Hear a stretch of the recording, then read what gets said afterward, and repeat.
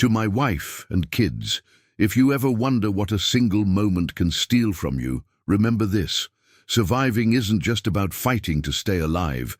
It's about deciding who you'll be afterward. I'm living proof that one sunrise can split your life into a before and an after you'll never outrun. You won't believe how this story ends. It'll leave even the toughest soul shaking, because what happened out there forced me to look a predator in the eyes and discover what kind of man I really am. That day broke over South Carolina like glass catching fire. The sky streaked pink and gold above the pines as a cold breeze rustled through dry leaves clinging to branches. I remember standing beside my truck in the half-light, feeling the stiff chill on my face, inhaling that sweet scent of damp soil and fallen pine needles that always makes me feel alive. I'd planned a quiet deer hunt, just me in the woods, hoping to fill the freezer before the season ended, and I felt the familiar weight of my Remington rifle steady against my shoulder. Birds chirped unseen overhead, sending showers of frost-crusted needles drifting down around me, while the mud under my boots sucked softly at every step. A low fog slithered along the ground, wrapping around the bases of trees, making everything look ghostly and unreal, as if the forest held secrets it didn't want to share. I thought about my kids, how I'd promised to bring home venison, how my wife worried each time I went alone, and I almost laughed at the idea that anything bad could happen so close to home. South Carolina might be wild in places, but not dangerous, not in a way that made you feel hunted instead of hunter. Still, something felt different that morning, though I kept telling myself it was just the cold biting deeper than usual. I pushed through brush that snagged at my camo, following a deer trail deeper into the timber, where the quiet grew heavy as a held breath. That's when I saw the tracks pressed deep into soft earth, wide, round, clawless prints that sent a jolt through my gut because they weren't from any deer or dog I'd ever tracked. For a few seconds, I stared at those prints, blinking hard, my mind flipping through every animal I knew could leave a mark like that. But none of it made sense in South Carolina. The spacing between the tracks was wrong for a bobcat and far too big, and the shape was too round for a coyote or any stray dog. I knelt down and traced the outline of one print with my finger, feeling a sharp chill as I realized how fresh it looked, as if the creature had passed through only minutes before. The damp soil still held the crisp edges of each toe pad, and tiny clumps of pine needles were pressed into the depressions, giving me no doubt it was real. I rose slowly, scanning the trees, ears straining for movement, but the forest seemed to swallow every sound in a blanket of eerie silence. Even the birds had gone quiet, as though holding their breath right along with me. My heart thudded louder with each second, echoing in my ears, and I felt sweat start to bead beneath my fleece collar despite the cold. The shadows between the trees seemed darker somehow, as if something was crouched just beyond my sight, waiting for me to step closer. I tried to tell myself it was only nerves, that I was overthinking, but an ancient instinct in my chest kept screaming that I wasn't alone. I shifted my rifle in my hands, checking the safety, feeling the weight of the steel like a comfort I suddenly wasn't sure would be enough. A soft rustling came from deeper in the woods, too heavy for a squirrel, and I froze, every muscle locked, refusing to blink. And in that silence I realized I was no longer hunting, I was being hunted. I kept moving slowly along the trail, trying to pretend nothing was wrong, though my breath came in short, shaky bursts and my legs felt half numb, half electric. I listened hard, picking out every snap of twigs and distant creak of trees swaying in the breeze, as if the forest itself might warn me where the creature hid. The prints continued along the deer trail, weaving between dense clusters of undergrowth, each step pointing deeper into an area I'd never bothered to scout before. The underbrush grew thicker, clawing at my clothes and face, leaving faint scratches across my skin, and the light thinned until it felt like dusk, even though the sun was still rising behind the pines. Birds flitted overhead, but none came near, keeping to higher branches, as if refusing to touch the ground. My gut twisted with every step, and I caught myself glancing over my shoulder again and again, half expecting eyes to glint from the shadows. I smelled something strange, like wet fur mixed with copper and old leaves, sharp enough to sting the back of my throat. I stopped beside a fallen log, my eyes darting over the moss-covered trunk, half expecting claws to hook over the top.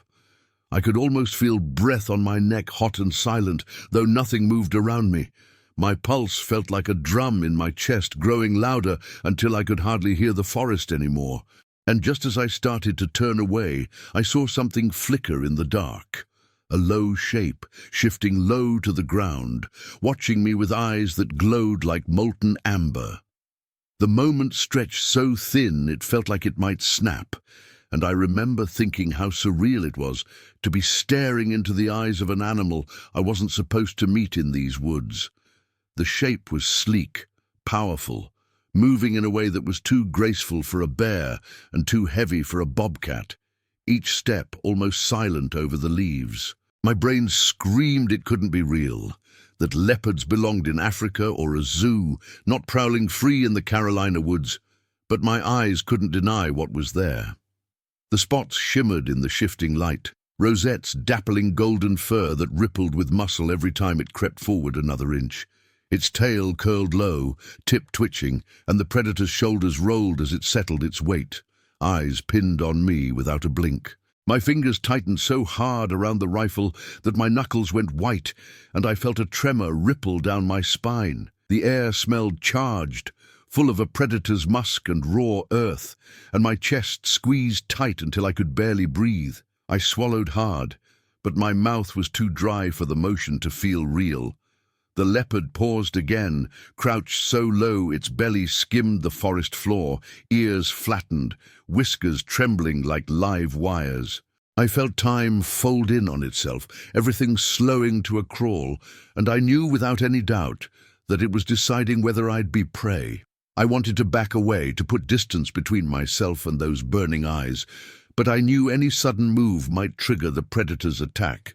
My legs felt rooted to the soil, every part of me screaming that I needed to run, yet also knowing that running would be suicide. My breaths came in ragged pulls as I watched the leopard tilt its head, studying me with a calm curiosity that somehow terrified me more than rage ever could.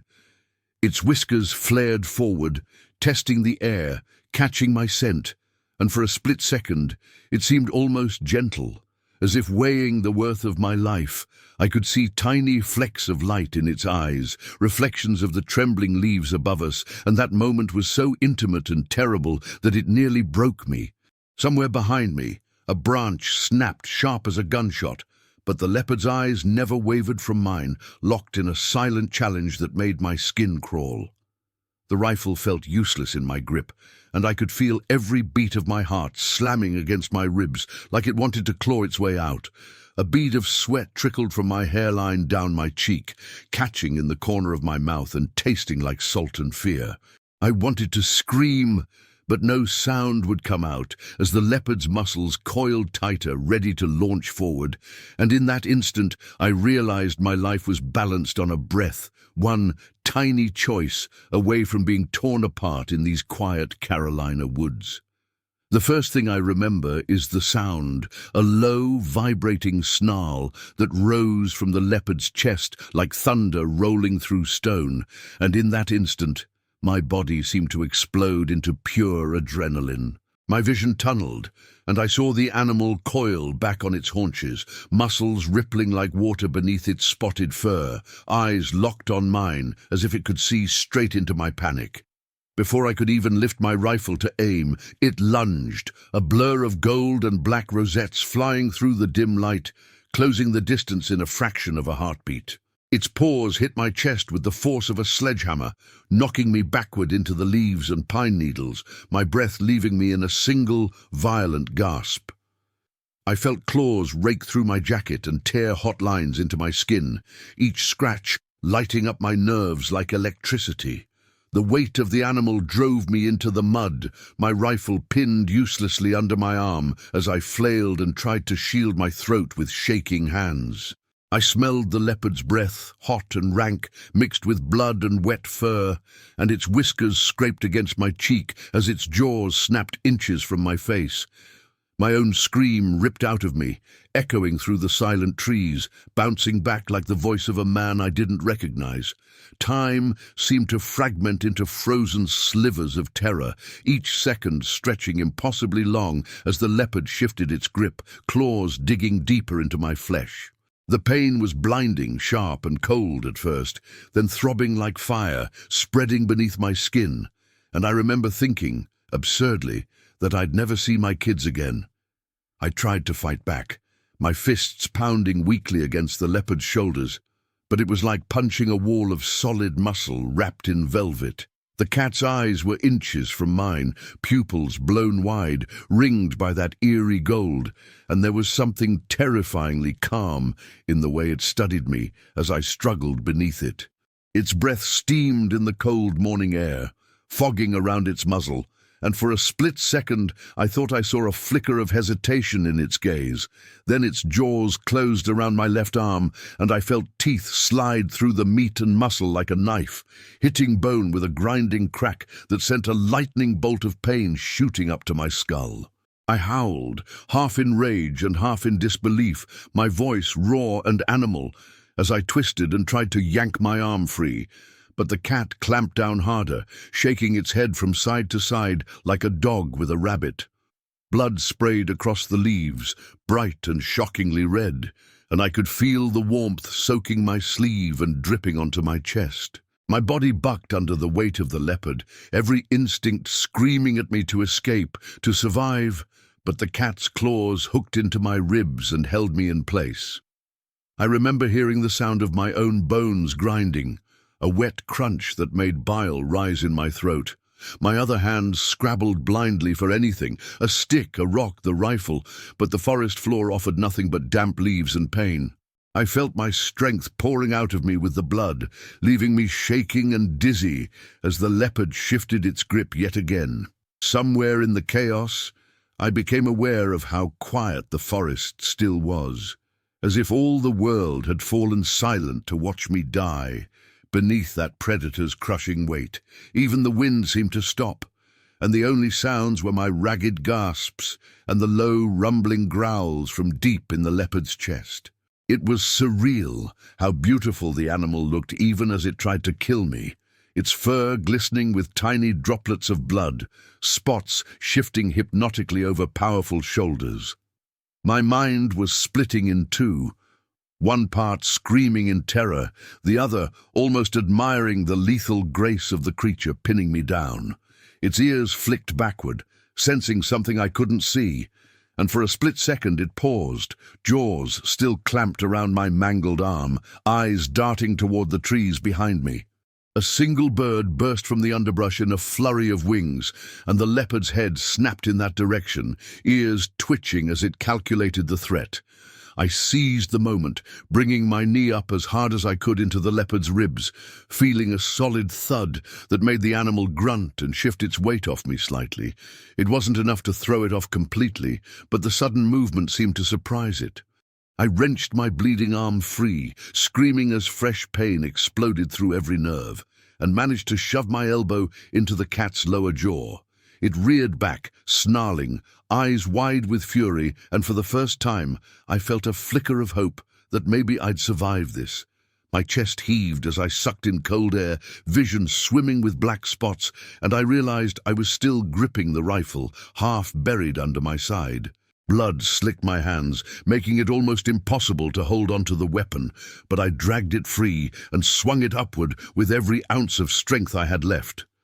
The leopard lunged at me again, paws outstretched, claws flashing in the dim light, and I fired point-blank into its shoulder. The gunshot shattered the quiet, booming through the trees so loud it felt like it rattled my bones, and the leopard shrieked, a high alien sound that seemed to echo in my skull. The animal recoiled, stumbling backward, blood pouring from the wound as it hissed and snarled, baring its teeth in a snarl of rage and pain. I tried to scramble to my feet, but my left arm was useless, hanging limp and pouring blood, and my knees buckled beneath me. The leopard paced in a tight circle, ears flat, tail lashing the air, its eyes still locked on mine with pure murderous fury. It seemed to be deciding whether to finish the kill or retreat, panting heavily, foam and blood dripping from its muzzle. I could hardly breathe, each breath shallow and burning, as I raised the rifle again, praying I'd chambered another round. The leopard let out one final roar and suddenly spun away, crashing into the underbrush and vanishing into the trees like smoke dissolving in air. I lay there trembling, struggling to process that the animal was gone, though my body felt shredded and my mind refused to believe I'd survived. The trees seemed to sway above me, leaves spinning in slow motion, and I tasted copper in my mouth from biting my tongue during the fight. Blood pulsed hot and fast from my wounds, soaking through my clothes until I felt sticky and cold all at once, the shock starting to settle in my bones. I tried to call out for help, but my voice came out as a wet croak, barely louder than a whisper, and my vision kept blurring in and out as pain thundered through my skull. Every sound seemed magnified. A drop of blood hitting a leaf, the wind hissing through pine needles, the scurrying of some small creature that dared return now that the predator was gone. I stared at the space where the leopard had disappeared, half expecting it to burst back out of the brush, fangs bared, eyes blazing, determined to finish me. My chest heaved as I clutched my shredded arm to my body, feeling the edges of consciousness slipping away. The last thing I remember before darkness took me was the scent of gunpowder mixing with blood and a strange, distant thought that I might never open my eyes again. When I came to, I was staring at a ceiling I didn't recognize, a pale fluorescent glow that buzzed faintly like distant bees, and for a moment I couldn't remember who I was or why my body felt like it was on fire. The sterile smell of antiseptic and plastic tubes filled my nose, and I blinked at the rhythmic beeping of a monitor somewhere beside my head. A dull, throbbing pain radiated from my left arm, now wrapped in thick white bandages crusted with dried blood, and every breath I took felt like knives were scraping my ribs. I tried to move but found myself strapped down by tubes and wires, my right hand pinned by an IV line taped tight against my skin. My mouth was desert dry, my tongue feeling like a foreign object as I croaked out a question nobody seemed to hear. Faces appeared over me, nurses, a doctor with kind eyes, my wife's pale, tear-streaked face leaning close, whispering my name like a prayer. Her hair smelled like lavender shampoo, and I remember trying to lift my good arm to touch her, but even that was too heavy. Tears spilled from my eyes without my permission, sliding into my ears as I lay there feeling helpless and half gone. I kept drifting in and out, trapped in a loop of pain, morphine haze, and broken memories of golden eyes staring me down in the forest.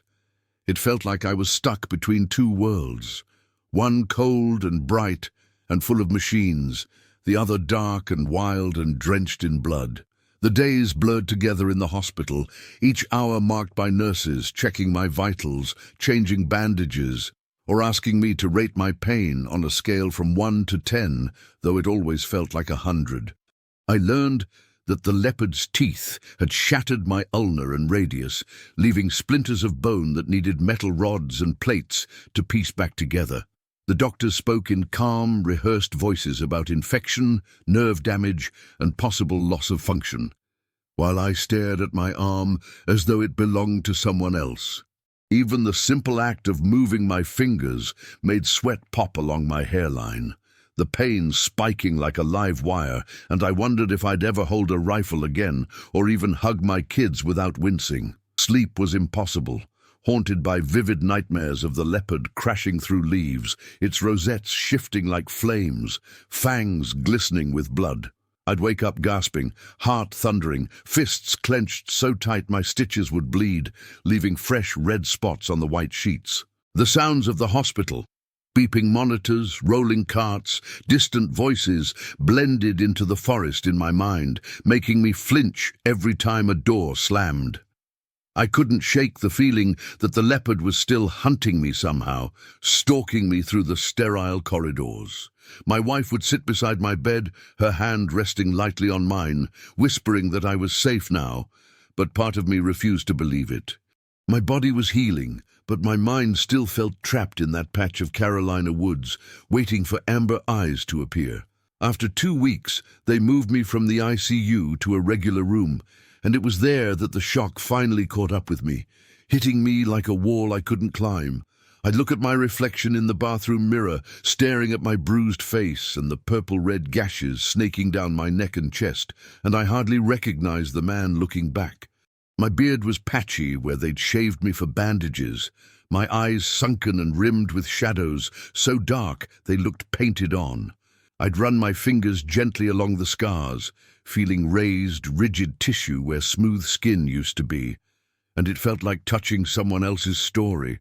Sometimes I'd just stand there for minutes, remembering the smell of blood and gunpowder, the leopard's breath hot on my face, and my knees would buckle until I had to sink down to the cool tile floor.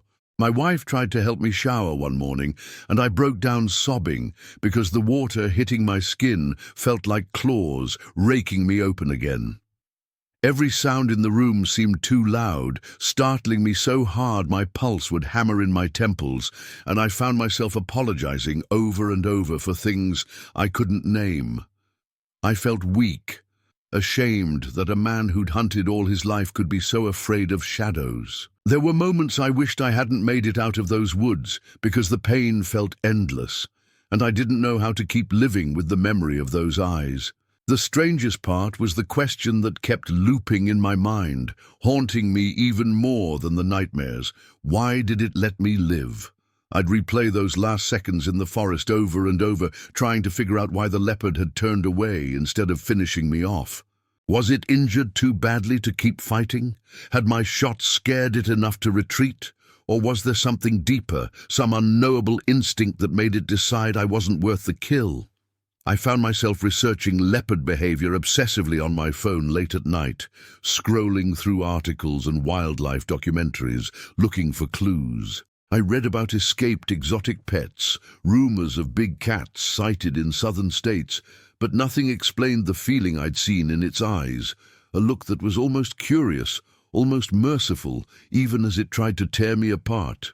I felt this twisted sense of connection to the animal, as though it and I now shared a secret written in blood and fear. Sometimes, in the hospital bed at 3 in the morning, I'd close my eyes and picture the leopard slipping through the trees, glancing back at me one last time before vanishing. I couldn't decide if that memory comforted me or terrified me even more.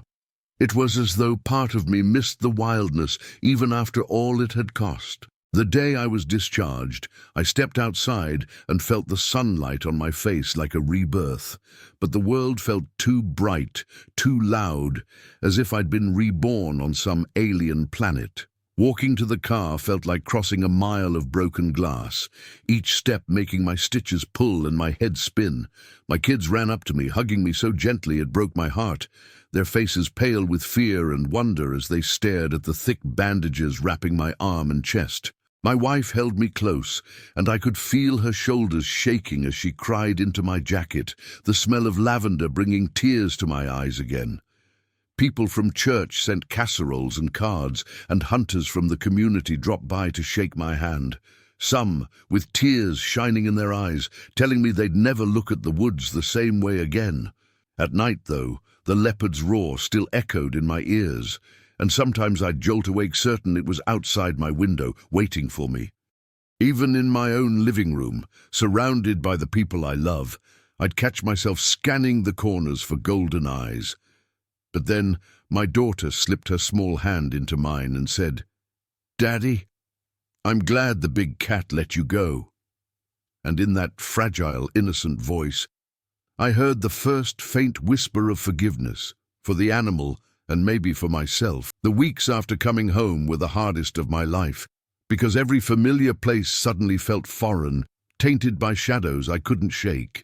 I'd stand at the edge of the yard, staring into the line of pines behind our house, half expecting to see rosettes shifting between the trunks.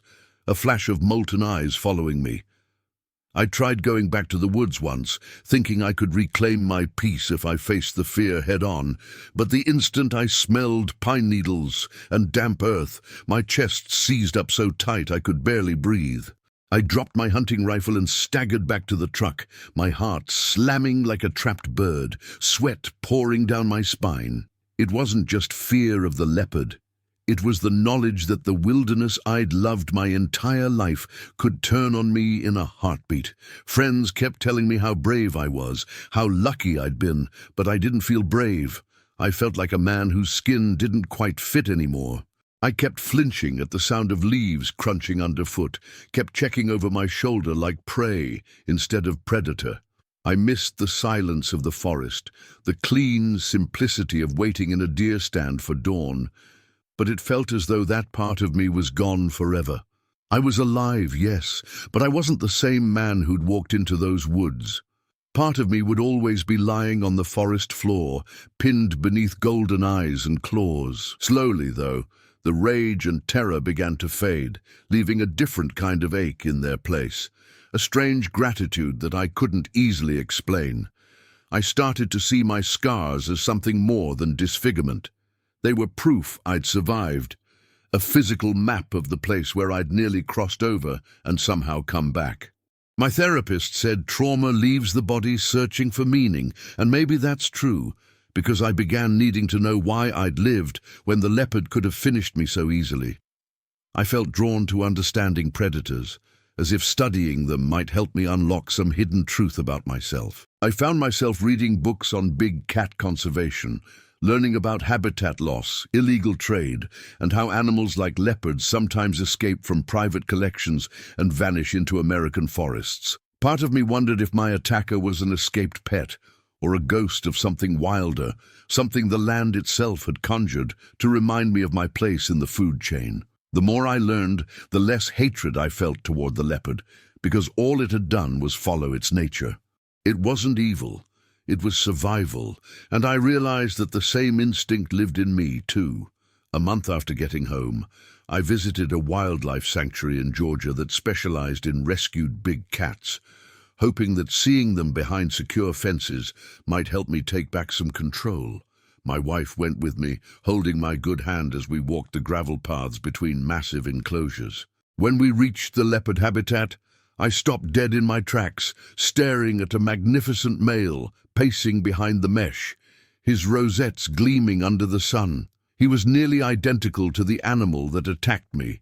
Same golden fur, same lithe muscles coiling beneath his skin, and for a moment my legs trembled so badly I thought I'd fall. The leopard paused, turned, and met my eyes through the fence, and the world seemed to vanish around us. My heart pounded so loudly I could hear blood rushing in my ears, but this time there was no growl, no crouch, no threat of claws. Just a quiet, measured stare that felt almost gentle. I found myself whispering, "Thank you," before I even realized the words had left my mouth. My wife squeezed my hand so hard it hurt, and I let the tears come, standing there sobbing in front of strangers who probably didn't understand. It was as if facing that animal again closed a circle I didn't know had been open all this time. When I finally left the sanctuary that day, I felt lighter, as though I'd left a piece of my fear behind those fences, and I knew I had to do something with what I'd survived. I started volunteering with a conservation group that worked to educate people about big cats, sharing my story in schools and at local hunters' clubs. At first, talking about it felt like tearing open a wound, but each time I told the story, the memory lost a little of its sting. People would listen wide-eyed, sometimes crying, sometimes shaking their heads in disbelief, and afterward, they'd ask questions about the animals instead of the violence. I'd tell them how leopards don't hunt humans by choice, how they're driven by instinct, hunger, and sometimes fear, just like us. In those moments, I felt connected to something bigger than myself, as though the attack wasn't just random horror, but a piece of a story that needed telling. It felt good to turn my scars into a warning and into a bridge between fear and understanding. I even started writing about it, trying to capture the truth of that day, so my kids would one day know who I'd been and who I'd become. Now, nearly a year later, I still bear the marks of that day in my body and my mind, but I don't hate the leopard anymore. Sometimes, late at night, I stand at my back door and stare into the dark line of trees, wondering if some fragment of that wild animal still prowls those woods, unseen but very much alive. I don't know if I'd ever be brave enough to hunt alone again, but I'm not sure I need to. I found new purpose, new ways to feel strong that don't involve pulling a trigger. My kids see the scars on my arm and chest, and sometimes they trace them with tiny fingers, asking if it hurt, and I tell them the truth, that it hurt more than anything I've ever known, but that pain made me realize how fiercely I wanted to keep living. The attack didn't destroy me, it transformed me, forced me to face the wildness inside myself and decide what kind of man I wanted to be. And sometimes, in the quiet moments, I feel almost grateful that the leopard showed me that lesson, because I understand now that surviving is not just escaping death, but learning how to carry the memory without letting it own you. That day, the South Carolina woods didn't just leave scars on my skin, they carved a truth into my soul that I'll carry until the day I die.